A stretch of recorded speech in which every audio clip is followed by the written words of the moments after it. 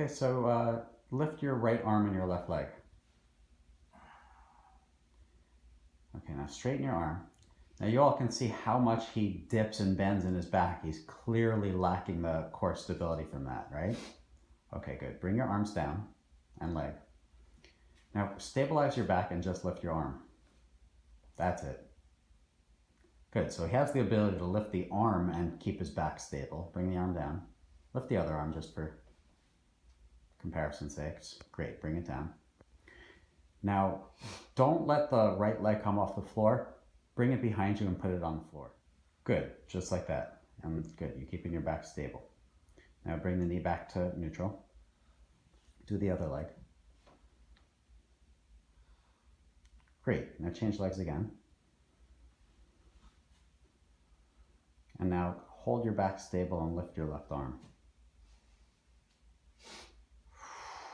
Beautiful.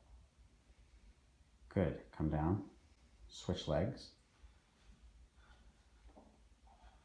And now lift your right arm.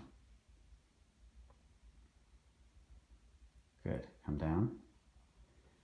And now you're gonna lift the right leg up in the air and the left arm up in the air.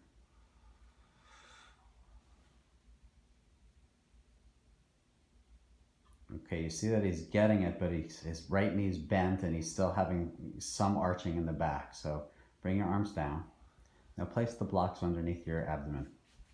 One block will go at the second height and one block will go at the highest height.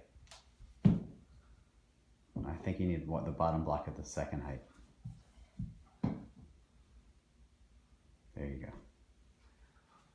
So now he has proprioceptive response from the block into his abdomen, his ribcage, and his chest.